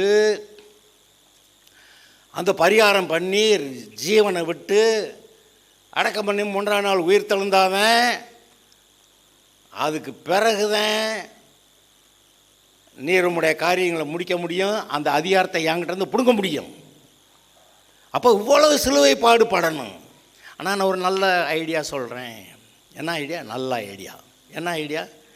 என்னத்துக்கு இப்படி பாடு சிலுவையெல்லாம்? ஒரே ஒரு தடவை சாஷ்டாங்கமாக விழுந்து, பிசாசே இன்னமே நீயே எனக்கு தலைவன் அப்படி சொல்லிடு, நானே பூமி முழுசி அதிகாரத்தெல்லாம் கொடுத்துட்றேன் அப்படின்னு. அப்பாலே போ சாத்தானே. இன்றைக்கும் நிறைய பேர் விசுவாசிகள் ஊழியக்காரங்கள் நிறைய பேர் யார்கிட்ட எதை வாங்கக்கூடாதோ, காசை வாங்கக்கூடாதோ அவங்ககிட்ட வாங்கியிருப்பாங்க. அதான் அவங்களுக்கு பெரிய பிரச்சனை. கர்த்தர் கொடுக்குறத தான் வாங்கணுமே ஒழிய பிசாசு கொடுக்குறத வாங்கவே கூடாது. அது அவங்களுக்கே யாருக்கு வேணாலும் தெரியும். சாதாரண விசுவாசிக்கும் தெரியும், ஊழியக்காரங்களுக்கு தெரியும், யாருக்கு வேணாலும் தெரியும். அவங்க இருதயத்தில் தெரியாமல் போச்சுங்க. அப்படி கிடையாது. எது தப்பு இருதயத்தில் உணர்த்தப்படும். எனக்கு உணர்த்தவே படலை, அப்போ கர்த்தர் கேட்க மாட்டார். ஆனால் உணர்த்தி இருப்பாரே. எல்லா விதத்திலும் உணர்த்தப்பட்டு இருக்கிறோம். இயேசுவானவர் கரெக்டாக இருந்தார். அவருடைய வாழ்க்கை காலத்தில் எத்தனையோ விதத்தில் அவர்கிட்ட குற்றம் பிடிக்கிறதுக்கு என்னென்னமோ சொன்னாங்க. காசை காமிச்சு அவனுக்கு வரி கட்டுறது, ராயனுக்கு வரி கட்டுறது சரியா, இவர் ஏதாவது கட்டாத ஏதாவது சொன்ன ரெண்டுலேயும் குற்றம் பிடிப்பாங்க. இவர் என்ன பண்ணார்? ராயனுடையதை ராயனுக்கு, கர்த்தருடையதை கர்த்தருக்கு. அவங்களுக்கு ஒன்றுமே குற்றம் பிடிக்க முடியல. விபச்சாரத்தில் பிடிக்கப்பட்ட ஸ்திரீயை இவர் காப்பாற்றுவார், அப்போ இவரை பிடிச்சிக்கலாம் அப்படின்னு. கடைசிக்கு அவர் என்ன பண்ணார்? அது கல்லெறின்னு சொல்லலை, எரியாதேன்னு சொல்லலை, பாவமே செய்யாதே கல்லை விட்டு எறிடான்னொன்னே அப்புறம் அவர்கிட்ட குற்றம் பிடிக்க முடியாமல் போயிடுச்சு. இப்படி நீங்களும் நானும் குற்றமற்றவர்களாய் வாழ நமக்கும் கிருபை கொடுக்கப்பட்டிருக்கிறதுன்னு தெரியுமா உங்களுக்கு? குற்றச்சாட்டுகளுக்கு அப்பாற்பட்டவரா? தானியேல் குற்றச்சாட்டுகளுக்கு அப்பாற்பட்டவனாக இருந்தேன் அப்படிலாம் வாசிக்கிறீங்க. தேவன் பொல்லாங்கினால் சோதிக்கப்படுகிறவர் அல்ல. அப்போனா நாமும் பொல்லாங்கினால் சோதிக்கப்படுகிறவர் அல்ல. அவர் ஒன்றும் எதை கண்டு இச்சிக்கிறவர் அல்ல. அதனால் நாமும் எதை கண்டு இச்சிக்கிறவர்கள் அல்ல. நான் ரொம்ப ஆச்சரியப்படுவேன், நமக்கு இச்சைன்னே ஒன்று வர்றதில்லையே. ஆனால் வந்துட்டால் ரொம்ப டேஞ்சர். நம்ம இருதயத்தை ஒழுங்காக சரி பண்ணி வைக்கணும். ஒரு குறிப்பிட்ட காலம் வரைக்கும், ஒரு குறிப்பிட்ட டைம் வரைக்கும் இருதயத்தை சரியாக வச்சுக்கிட்டே இருக்கணும். அப்புறம் அந்த டைம் முடிஞ்சோடனே அதுக்கப்புறம் பிசாசு அது பாட்டுக்கு போயிடும். குறிப்பிட்ட டைம் வரைக்கும் ஏதாவது ஒரு இச்சையை போட்டு இப்படியே இழுத்து கொண்டு போய், காந்தம் இழுத்த மாதிரி இழுத்து கொண்டு போய் எங்கிட்ட தள்ளி விட்றணும்னு பார்ப்பான். இச்சை வந்துச்சுன்னா உடனே அத்து விட்டுறணும். இச்சையாது இருப்பாயாக. ஆனால் நீங்கள் கர்த்தருடைய பிள்ளையாக கர்த்தருக்கு பிரியமாக வாழும்போது உங்களுக்குள்ளே இருக்கிற பரிசுத்த ஆவியானவர், உங்களுக்குள்ளே இருக்கிற பரிசுத்த ஆவியானவர் உங்களுக்குள்ளே அந்த மனசில் இச்சையே வராதபடிக்கு பார்த்துக்கிறாரு. ஆனால் எப்பயாவது சில சோதனைகள் வரும்போது, இச்சைகள் வரும்போது தான் ஓஹோ பிசாசு இவ்வளவு வேலை செய்வானா, இவ்வளவு இழுப்பானா, அவனவன் தன் சுய இச்சையினாலே இழுக்கப்பட்டு சிக்குண்டு சோதிக்கப்படுகிறான். அவன் இழுக்கப்படுறான். ஆனால் கர்த்தர் சொல்கிறாரு இச்சையாது இருப்பாயாக. முடியுமான்னு கேட்டால் பழைய ஏற்பாட்டுக்காரனுக்கு முடியாது. அது நியாயப்பிரமாணத்தில் மட்டும் வாழ்கிறவனுக்கு முடியாது. பரிசுத்த ஆவியை பெற்றவர்கள், நீங்கள் பரிசுத்த ஆவியை பெற்றிருக்கிறதுனால பரிசுத்த ஆவியானவர் உங்களுக்கு அந்த இச்சையை பொதுவாக வர விடுறதில்லை. அந்த இச்சை பிரச்சனையே வர்றதில்லை. ஆனால் எப்போ சோதனை வருதோ அப்போ இச்சை வரும். ரொம்ப பசியாக இருக்குதுங்க, கல்லை அப்பமாக்கிடலாமா? அதுக்கு இடம் இல்லை. ஆனால் கர்த்தர் அது எதுக்குமே இடம் கொடுக்கல. அப்பொழுது பரலோகத்தின் தூதர்கள் இயேசுவுக்கு பணிவிடை செய்தார்கள். அப்போ கர்த்தருடைய அந்த காரியங்களை பெற்றுக்கொள்வது ரைட்டா, பிசாசு சொல்கிற ஆலோசனையின்படி செய்கிறது ரைட்டா? அங்கே தான் அந்த பிரச்சனை வந்தது. சரி, ஓகே.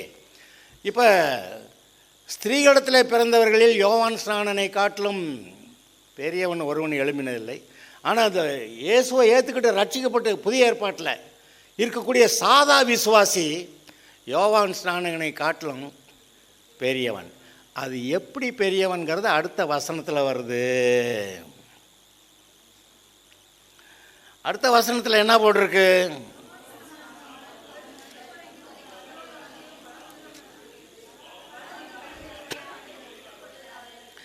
யோவான் ஸ்நானன் காலம் முதல், அதுக்கு முன்னாடி இல்லை, யோவான் ஸ்நானன் காலம் முதல் இதுவரைக்கும் பரலோக ராஜ்யம் பலவந்தம் பண்ணப்படுகிறது.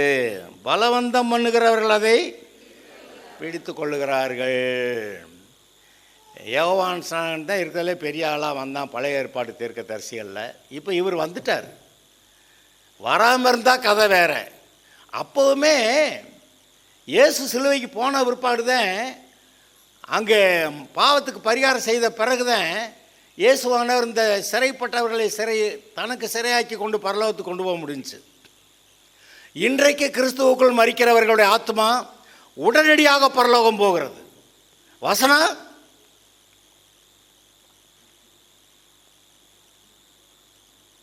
என்ன பார்க்குறீங்க? நான் தேகத்தை விட்டு பிரிந்து கிறிஸ்துவோடு கூட எனக்கு ஆசை உண்டு. பவுல் சொல்கிறான், இப்போ தேகத்தை விட்டு பிரிஞ்சேன்னா அங்கே கிறிஸ்துவோட கூட போய் சேர்ந்துருவேன்றான். இப்போ அந்த அந்த பரதீசு வழியாக போகணுங்க, அப்படி இல்லை. இப்போ நேரடியாக பரலோகம். ஏனென்றால் இயேசு சிலுவையிலே பரிகாரம் செய்து முடித்து விட்டார். பாவத்துக்கு பரிகாரம் செய்யப்பட்டாயிற்று. நீங்கள் மனம் திரும்பினவங்களுடைய பாவம், ஆமாம் அது சரி, அந்த வசனம் பிலிப்பியர் 1:23, ஓகே, அதில் தான் சொல்லியிருக்கு, நான் நேரடியாக கிறிஸ்துவோடைய கொடுக்க எனக்கு ஆசை உண்டுன்னு. அதாவது அந்த அந்த அந்த ப்ரொசீஜர் இல்லை. பழைய ஏற்பாட்டு பரிசுத்தவான்கள் அந்த பரதீசில் போய் கொஞ்ச நாள் உட்கார்ந்துருந்துட்டு இயேசு பாவத்துக்கு பரிகாரம் பண்ண பிறகு அதுக்கப்புறம் பரலோகம் போனாங்க. இன்றைக்கு கிறிஸ்துவுக்குள் மரிக்கிறவர்களுடைய ஆத்மா நேரடியாய் பரலோகம் போகிறது. யோவான் ஸ்நான காலம் போது இதுவரைக்கும் பரலோக ராஜ்யம் பலவந்தம் பண்ணப்படுகிறது. அடுத்த வரி ரொம்ப இன்ட்ரெஸ்டிங். பலவந்தம் பண்ணுகிறவர்கள் அதை பிடித்து கொள்ளுகிறார்கள். எது பலவந்தம் பண்ணப்படுகிறது? பரலோக ராஜ்யம். பரலோக ராஜ்யத்தில் சுகம் இருக்குது, பரலோக ராஜ்யத்தில் சமாதானம் இருக்குது, பரலோக ராஜ்யத்தில் பரிசுத்த ஆவியினால் உண்டாகிற சந்தோஷம் இருக்குது, பரலோக ராஜ்யத்தில் நீங்கள் நீதிமான் அப்படிங்கிறது இருக்குது, பரலோக ராஜ்யத்தில் நீங்கள் பரிசுத்தவான்கிறதும் இருக்குது, பரலோக ராஜ்யத்தில் கர்த்தருடைய மகிமை உங்கள் மேல் வைக்கப்பட்டிருக்கிறது அப்படிங்கிறதும் இருக்குது, பரலோக ராஜ்யத்தில் உங்களுடைய சுகம் இருக்கிறது, பரலோக ராஜ்யத்தில் உங்களுக்கு தேவையான பொருளாதார ஆசீர்வாதம் இருக்கிறது, பரலோக ராஜ்யத்தில் பிசாசை மிதிக்கிறதுக்கு அதிகாரம் இருக்கிறது, பரலோக ராஜ்யத்தில் பிசாசை கட்டுவதற்கு அதிகாரம் இருக்கிறது, கட்டுவதற்கு அவிழ்க்கிறதுக்கு இதோ பரலோக ராஜ்யத்தின் திறவுகோல்களை கொடுக்கிறேன். அதை யார் என்ன செய்யணுமா? இயேசுவின் நாமத்தினால பிசாசை உன்னை கட்டுறேன்னு சொல்லி கட்டணுமா? பரலோக ராஜ்யம் பலவந்தம் பண்ணப்படுகிறது. ஆனால் விசுவாசிகளிடம் என்ன பண்ணுறான்? கெஞ்சி மன்றாடி, ஆண்டவரே இந்த பிசாசை கட்டணும் ஆண்டவரே, இந்த பிசாசை கட்டணும் ஆண்டவரே, அவன் ஏவி விட்ட ஆண்டவரே, பிசாசை கட்டணும் ஆண்டவரே, கட்டுங்க ஆண்டவரே. அவர் நீதாண்டா கட்டணும்னு அவர் நமக்கு சொன்னால், இதோ இந்த அதிகாரத்தெல்லாம் உங்கள்கிட்ட கொடுக்குறேன்னு சொன்னால், நம்ம விடாமல் ராத்திரி பகலாக கூப்பிட்டு அவரை அலட்டி, அதை ஏன்டா இவ்வளவு ஜெபம் பண்ணுறேன்னு சிங்காசனத்தை போட்டு ஆட்டிடுவான், அசைச்சு கசைச்சு. ஒருத்தர் சொல்கிறார், அவர் பாவம் உட்கார்ந்துருந்துட்டு போகிறாரு, அவரை ஏன்டா போட்டு அலட்டுறேன்றான் ஒருத்தன். அவரை அலட்டி கலட்டி அந்த ஆசீர்வாதத்தை வாங்கிடணும். அவர் ஏற்கனவே கொடுத்துருக்கிறார். அந்த மத்தேயு 10வது அதிகாரத்தில்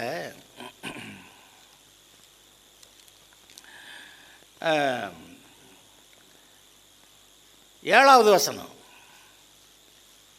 நீங்கள் சுவிசேஷம் அறிவிக்க போகையில் பரலோக ராஜ்யம் சமீபித்திருக்கிறது என்று பிரசங்கியுங்கள். வியாதி உள்ளவர்களை யார் சுஸ்தமாக்குறது?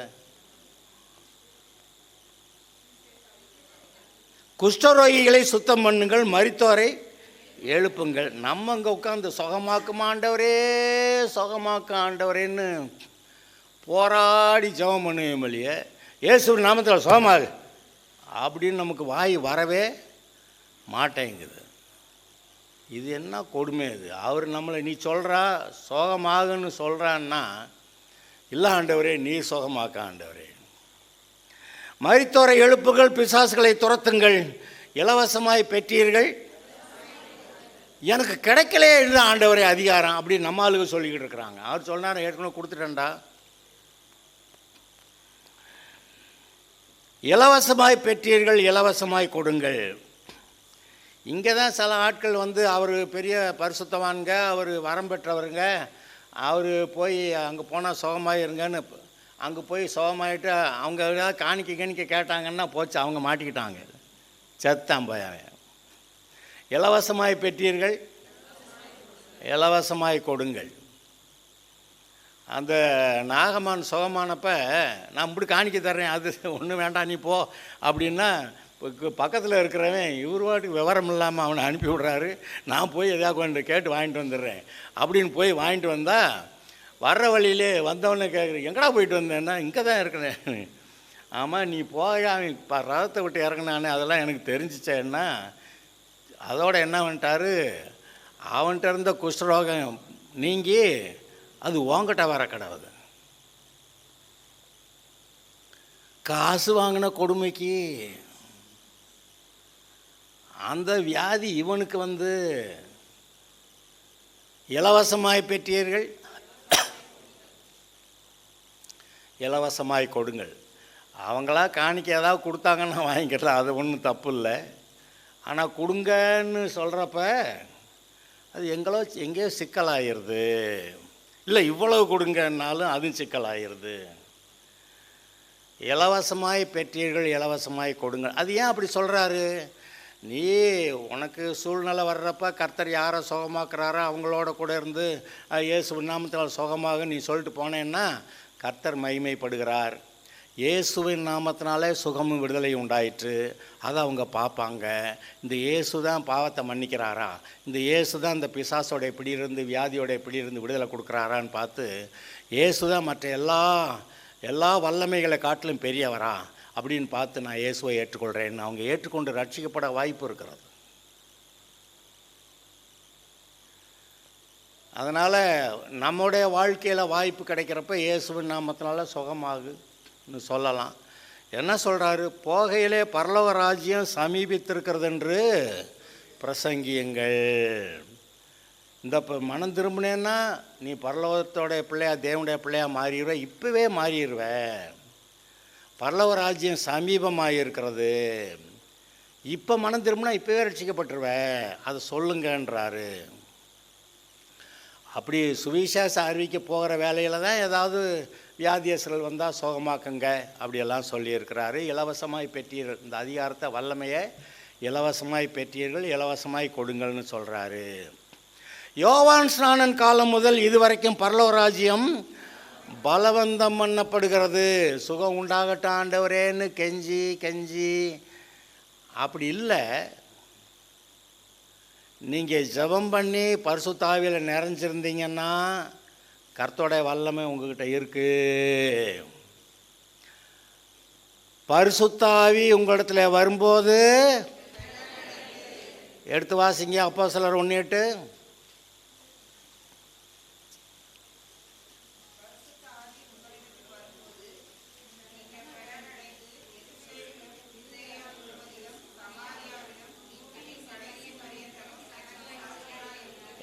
இயேசு சீஷர்கள்ட்ட சொன்னார், இப்போ உடனே எங்கேயும் போயிடாதீங்கடா, பிதாவானவர் சொன்ன வாக்கு தத்தம் நிறைவேற வரைக்கும் எருசலேமை விட்டு ஒருத்தரும் போகக்கூடாது அப்படின்னார். அதனால் சீஷர்கள்லாம் போய் எருசலேமில் ஒரு வீட்டில் மேலறையில் அவங்க ஜெபித்து கொண்டிருந்தார்கள். அந்த பெந்தகோஸ்தே நாள் வந்தபோது அங்கே பரிசுத்த ஆவியானவர் அவர்கள் மேல் இறங்கினார். அந்த பரிசுத்த ஆவியானவர் வர வரைக்கும் எங்கேயும் போகாதீங்கன்னு சொல்லியிருந்தார்.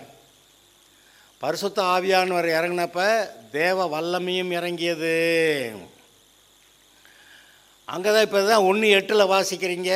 பரிசுத்தாவி உங்களிடத்தில் வரும்போது நீங்கள் பலன் அடைந்து எருசலேமிலும் யூதேயாவிலும் சமாரியாவிலும் பூமியின் கடைசி பரியந்தம் எனக்கு சாட்சிகள்னா ஏதோ சில காரியங்கள், அற்புதங்கள், மற்றவர்கள் காணும்படியாக ஏதோ சில காரியங்கள் நடக்கின்றன, அப்போ எனக்கு சாட்சியாக இருப்பீங்க அப்படி சொல்லியிருக்கிறார். இங்கே பரலோக ராஜ்யம் பலவந்தம் பண்ணப்படுகிறது. நாம் நம்முடைய இருதயத்தை சரியாக வச்சுருக்கணும், அதில் ஒன்றும் குழப்பமே கிடையாது. இருதயத்தை எல்லா காவலோடும் காத்து கொள்ளுங்கள். நம்முடைய இருதயம் நம்மை குற்றவாளின்னு சொல்லக்கூடாது. எடுங்க 1 யோவான்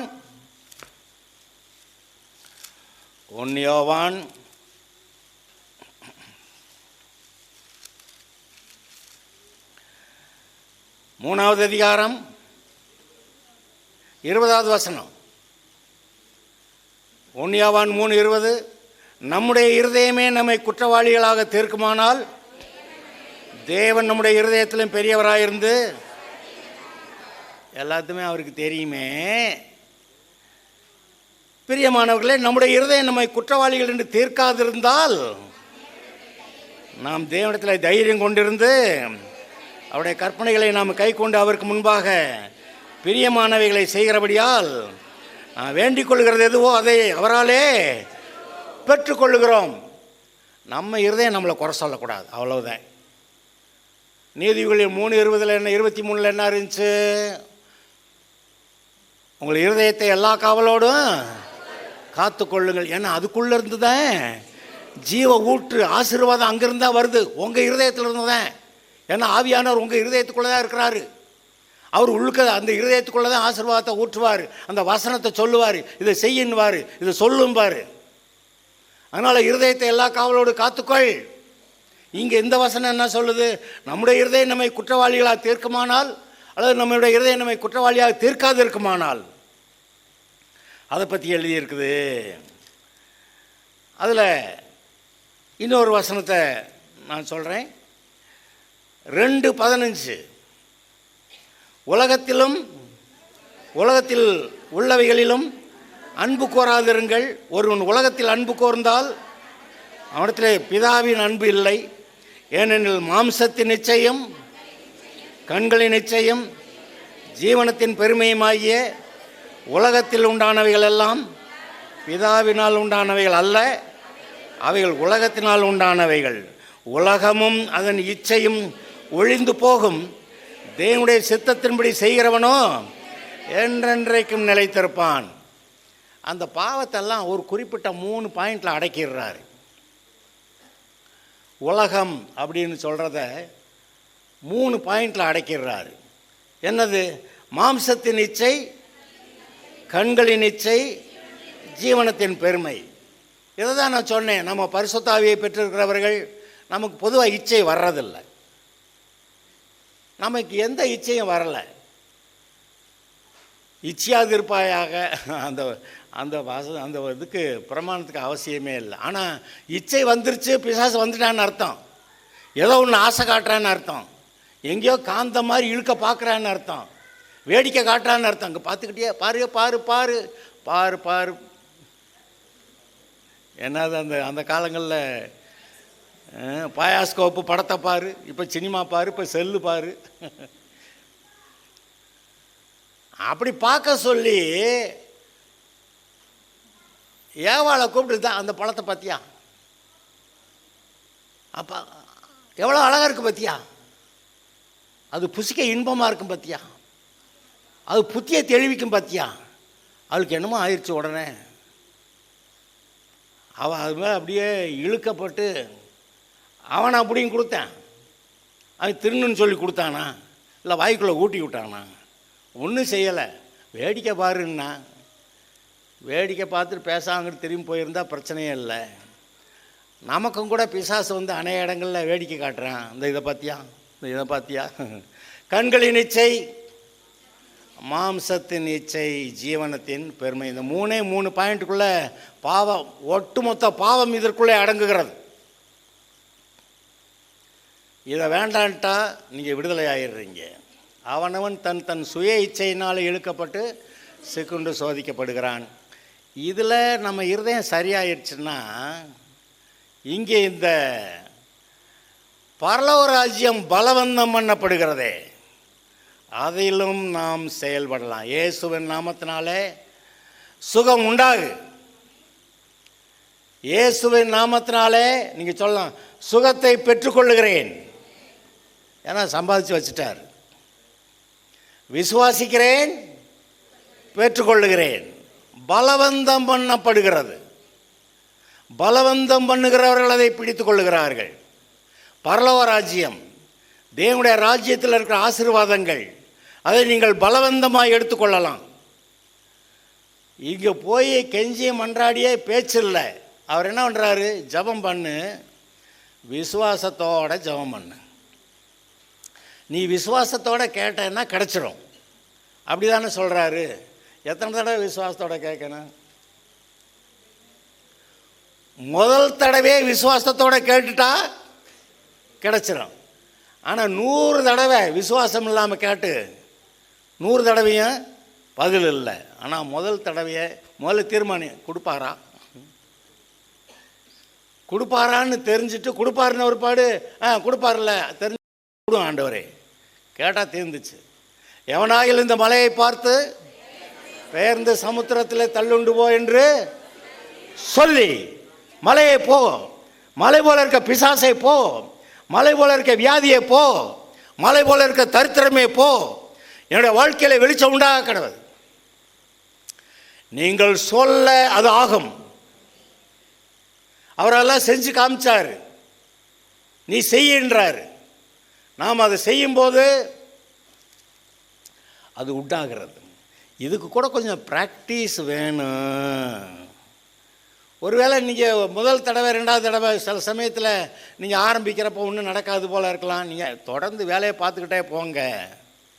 உங்களுடைய வாழ்க்கையிலும் சரி, உங்களுடைய குடும்பத்தார் பிள்ளைகளுடைய வாழ்க்கையிலும் சரி, கர்த்தருடைய சித்தத்தின்படி எது நடக்க வேண்டியதோ அதை உண்டாகட்டும் என்று நீங்கள் சொல்லுங்கள். அது உண்டாகும். இது அவருடைய சட்டம். அவருடைய சட்டத்தை மாற்ற மாட்டார். இயேசு கிறிஸ்து நேற்றும் இன்றும் என்றும் மாறாதவர். இன்னொருத்தில் எழுதுகிறார் மல்கியால, நான் கர்த்தர், நான் மாறாதவர். அவர் மாற மாட்டார். சொன்னதை மாற்ற மாட்டார். இன்றைக்கி அதிகாரம் உங்கள்கிட்ட கொடுக்கப்பட்டிருக்கிறது. நீங்கள் தான் பரலோக ராஜ்யத்தை பலவந்தம் பண்ணணும். எனக்கு புத்தி நல்லா தெளிவில்லாண்டவரே, தெளிந்த புத்தி எனக்கு உண்டாக கிடவது. படிப்பு நல்லா வரமாட்டேங்குது ஆண்டவரே, படிப்பு வர கிடவது. பாடம் எனக்கு புரிய கிடவது. இயேசுவின் நாமத்தினால சொல்லுங்க, வரும். இதுதான் ஆர்டர், இதுதான் முறை. இதன்படி செய்ய வேண்டும், அது நடக்கும். நீங்கள் தேவனுடைய பிள்ளையாக இருக்கிறீர்கள். பரிசுத்த ஆவியானவர் உங்களுக்குள்ளே இருக்கிறார்.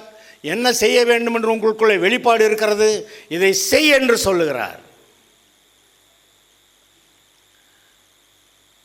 இந்த உலக மக்களுடைய வழியிலே போக வேண்டியதில்லை. நீங்கள் தேவனுடைய பிள்ளைகள், தேவனுடைய நியமங்களின்படி வாழ்க்கையிலே முன்னேற வேண்டும். நான் கடந்த வாரத்தை தான் சொல்லிக்கிட்டு இருந்தேன். டாக்டர்கிட்ட போய் சுகமாயிடலாம். ஆனால் அதை காட்டில் மேன்மையான வழி இயேசு கொடுக்குற சுகத்தை விசுவாசத்தினாலே பெற்றுக்கொள்ளுகிறது. இங்கேயே டாக்டர்கிட்ட போய் காசுகள்லாம் கொடுத்து ஆஸ்பத்திரியில் படுத்து கிடந்து அவர் மூக்கில் வாயில் எல்லாத்தையும் டியூப்பை போட்டு கோத்து விட்டு சில நாட்கள் கழித்து கறக்கிற காசெல்லாம் கறந்துட்டு அப்புறமேலு சரி கொஞ்சம் பரவாயில்லைச்சு போ அப்படின்னு சொல்லி அனுப்பிவிடுவார்.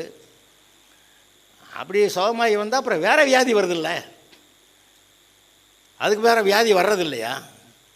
ஆனால் இயேசுகிட்ட போய் சுகத்தை வாங்கிட்டா, அவருடைய தழும்புகளாலே குணமானேன், என்னுடைய வியாதிக்கு அவர் கரையம் செலுத்திட்டார். இயேசுவின் நாமத்தில் சுகம் உண்டாக கிடவது. கொஞ்ச நேரம் இருதயம் நல்லா இல்லைன்னா இருதயத்தை சரி ஆக்கிக்கிடுவோம். சொல்லுவோம், உண்டாகணும்னா உண்டாகணும். எழுத்து நிற்கிற பிசாசை மிதின்னு மிதிச்சிடணும். கர்த்தர் உங்க கூட இருக்கிறாரு. கூட இருக்காரா? சொன்னால் நடக்குமா? நடக்கும். யார் சொன்னாலும் நடக்கும். எவனாயிலும்னார். எவனாயிலும் இந்த மலையை பார்த்துனார். எவனாயிலும் இந்த வியாதியை பார்த்து மறைந்துவோம். பிசாசை ஓடிப்போம். பிசாசும் ஓடிப்போவும், வியாதியை மறைஞ்சு போயிடும். கர்த்தருடைய கூட இருக்கிறார். பரலோக ராஜ்யம் பலவந்தம் பண்ணப்படுகிறது. யார் பலவந்தம் பண்ணுறது? நீங்கள் தான். அந்த மத்தேயு சுவிசேஷம் 16வது அதிகாரம் 18-19, மத்தேயு சுவிசேஷம் 16-18-19. மேலும் நான் உனக்கு சொல்லுகிறேன், பேதுருவாய் இருக்கிறாய், இந்த கல்லின் மேல் என் சபையை கட்டுவேன், பாதாளத்தின் வாசல் சபையை. சபைதானா நீங்க? சபையின் அங்கம்தானா? பாதாளத்தின் வாசல் பிசாசு உங்களை மேற்கொள்ள மாட்டாது. அடுத்து பரலோக ராஜ்யத்தின் திறவுகோள்களை, பரலோக ராஜ்யத்தின் அதிகாரத்தை நான் உனக்கு தருவேன். அது எப்போ கொடுத்தாரு? இயேசு எப்போ மரித்து உயிர் தெழுந்தாரோ அப்பவே அந்த அதிகாரம் நமக்கு வந்துருச்சு. பரலோக ராஜ்யத்தின் திறவுகோள்களை நான் உனக்கு தருவேன். பூலோகத்தில் நீ கட்டுவது எதுவோ, ஆமாம், நீ கட்டவிழ்ப்பது எதுவோ, கட்டுறதும் அவிழ்க்கிறதும் யாரு? கட்டு ஆண்டவரே, கட்டு ஆண்டவரே, எப்படியாவது கட்டு ஆண்டவரே, உபவாசம் பண்ணுறேன் ஆண்டவரே, ராத்திரி புறா ஜெபம் பண்ணுறேன் ஆண்டவரே. அவர் கட்டவே மாட்டார். ஏன்? என்ன ஆண்டவரே? அந்த வேலையை நீ தானடா செய்யணும்.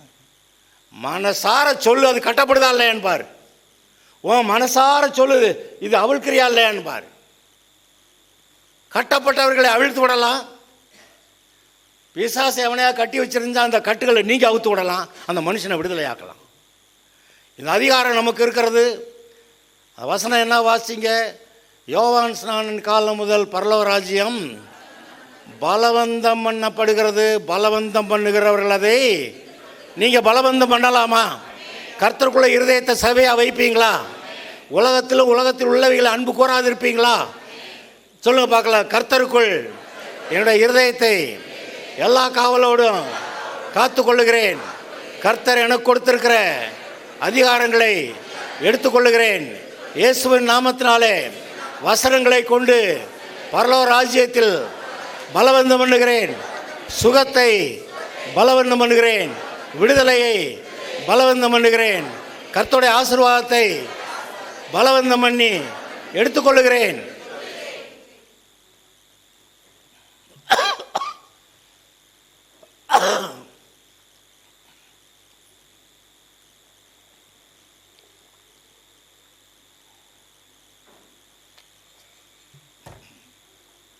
எல்லாரும் எழுந்து ஜெபம் பண்ணலாம்.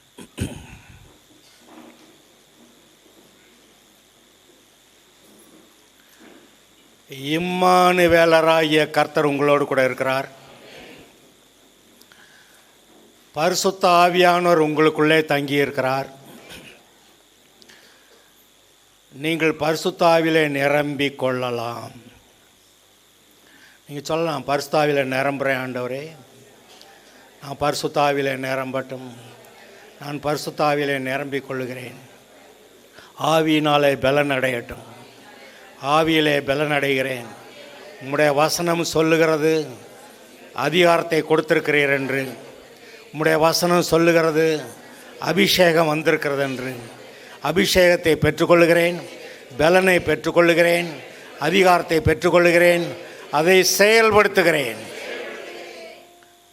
என்னுடைய வாழ்க்கையிலே சுகத்தை, விடுதலையை கட்டவிழ்க்கிறேன்.